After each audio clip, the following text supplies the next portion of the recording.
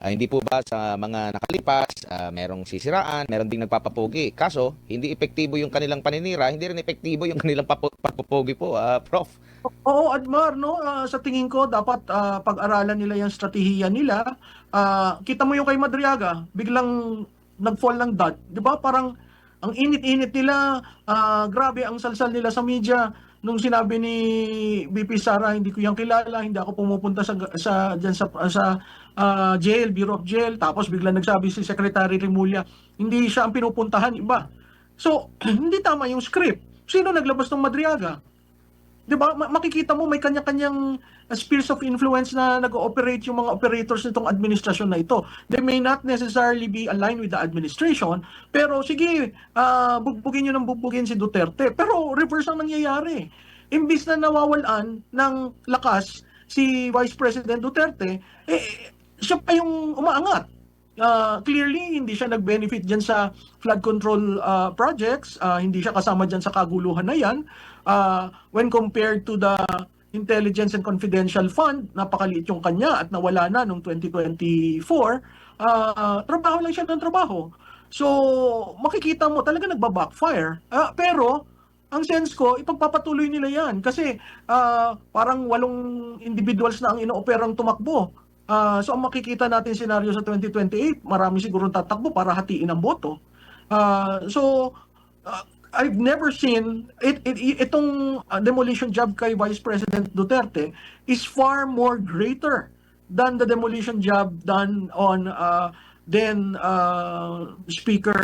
Senate President Villar, and then si Vice President Binay. Ito kasi walang pahinga kay BP Sara since 2023. So makikita mo, parang lahat ng plano nila ipolitika. Parang lahat ang plano nila gamitin ang pondo ng bayan para sa politika na makakatalo kay Sara Duterte at mapropromote ang kanilang kandidato. Pero kapansin-pansin, ma'am, yung mga ganitong klase din po ng mga paninira, di ba, hindi rin ito naging effective kahit pa noon pa, kahit sa panahon ng tatay niya, kahit nung tumatakbo pa sila sa posisyon, tumatakbo yung tatay niya sa pagka-presidente, during sa kanyang termino, bumaba siya, may mataas na grado. Itong si Vice President Sara naman, galing sa LGU, galing sa lokal, naging national figure, ganun din mataas pa rin yung kanya pong grado sa taong bayan. Parang hindi sila natuto sa kanilang mga nagiging hakbang, parang akala nila na yung nagawa sa nabanggit niyo po kay Senate President Villar and si former Vice President Binay, tingin nila naging epektibo, pero meron na silang history during sa past administration na sa kabila ng paninira siguro nagtagumpay sila doon sa pagpapadala sa ICC, pero yung paninira parang hindi nagre-reflect sa mata ng taong bayan. Well, Admar, dalawang bagay kay Presidente Duterte. Unang-una, lumabas siya sa administrasyon niya, natapos siya with the highest approval rating in presidential history. Pangalawa, yung rendition na ginawa sa kanya sa ICC, no? Yun paulit-ulit na sa tingin ko ang supporter base ng Duterte lumakas dahil dun sa nangyari. Nakita naman natin ng 2025 election. So yung mga ibang analyst na nagsasabi na wala na, nang hina na ang Duterte, wala na mga OFW, yun ay propaganda. Dahil nakikita naman natin no, ang tulong na ginagawa from The Hague and in other cities of and countries of the world, na pag pumupunta doon ang Vice Presidente, talagang sinasalubong siya. Ang difference lamang between Presidente Digong at si Vice President Sara, si Presidente Digong kasi surprise hindi siya nasa realm ng national politics, sinupresa ang lahat. Kaya nagulat ang taong bayan, no?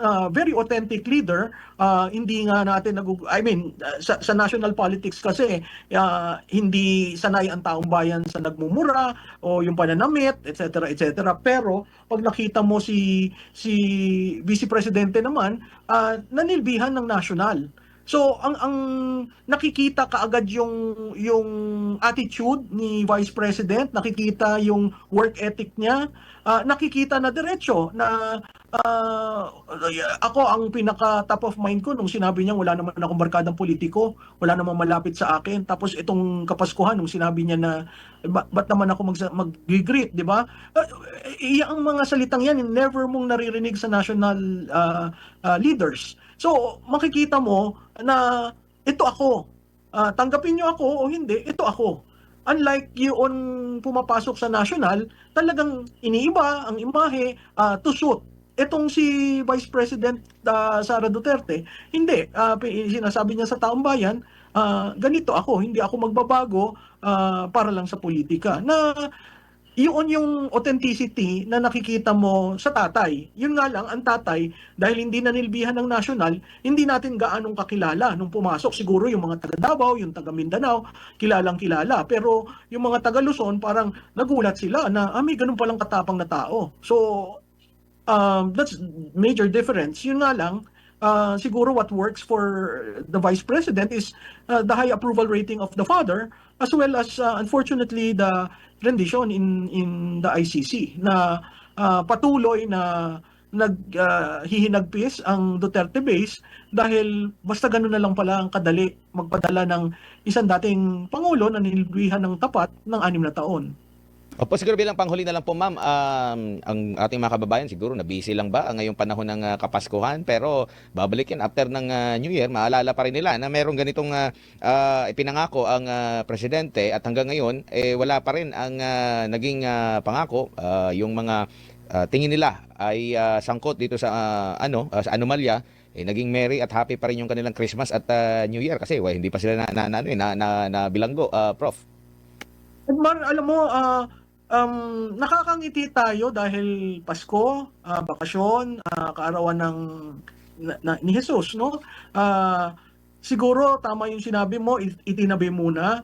Pero itong sa pagre-resign ni Fajardo, sa pagkamatay ni Yusek Cabral, sa mga press conferences ni Congressman Leviste, sa pananalita ng isang governor ng Batangas,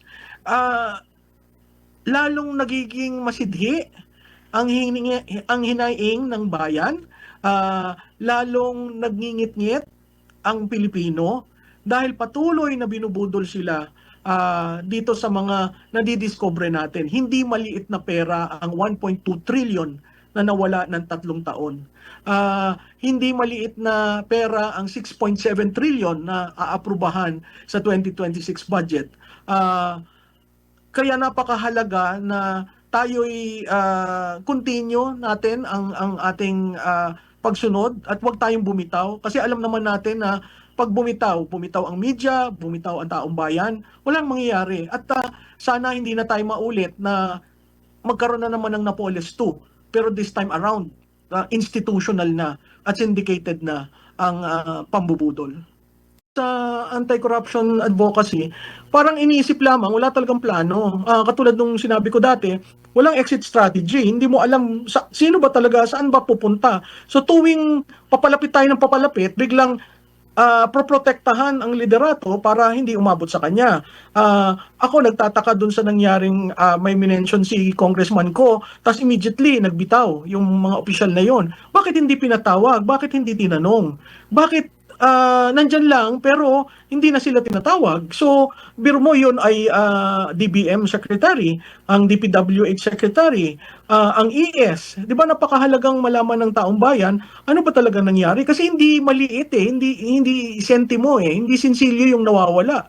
At kung titingnan natin, 3 taon nangyari yung insertions from 2023, 24, 25, which means planado.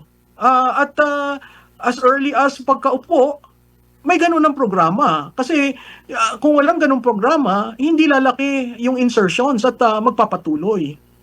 Opo, sa lakas po ng kapangyarihan, lalo na sa executive po natin po, ma'am, no? And at the same time, siguro pati na rin sa Kongreso, pero ang sinasabi kasi sa Kongreso, maraming mga na-i-involve nga dito sa manumalyang flood control projects. Given po dun sa mga available na mga information, mahirap ba talaga na mag-prosecute ng kung sino? Mahirap bang magpapanagot ng isang big fish dito? Considering po, grabe yung kapangyarihan nila. Ang dami nilang arm para mag-imbestiga. Meron silang malawak na kapangyarihan po. Prof, ganito ba kahirap na parang wala tayong naririnig nga, gaya nga na nabanggit natin kanina, walang mga big fish na parang pahirapan para sa kanila, or talagang nahihirapan silang mailihis, or sapat na sapat yung kapangyarihan ng ating pong gobyerno para matukoy kung sino talagang responsable po dito sa korupsyon na ito, ma'am? Admar, parang wala namang nais talagang tumbukin kung sino no? Parang linilihis, minsan ginugulo, katulad dito mga release ng mga dokumento no ng mga proponents. Nag-release si Congressman Leviste, tapos ang DPWH hindi man confirm or deny.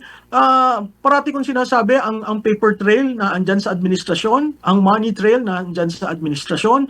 So, doon sa tanong mo, sa tingin ko wala naman talagang objective na malaman kung sino. Kasi pag nalaman, malalaman mo kung sino yung pinakatuktok. Kasi yung pinakatuktok ang nagpumirma ng budget. Katulad ngayon, ang PR wala siyang Christmas break dahil pag-aaralan. Pag-aaralan mo, babalik ang Kongreso ng 29 para mag-decide kung hindi mag-agree. We're probably entering a period where yung dating budget ang gagamitin hanggat mag-agree, no? Ano ang hindi pinag-aagrihan? Yung insertions uli. Ngayon, ang unprogrammed fund, ang pangalan na standby fund. So, malinis ba yung nangyari?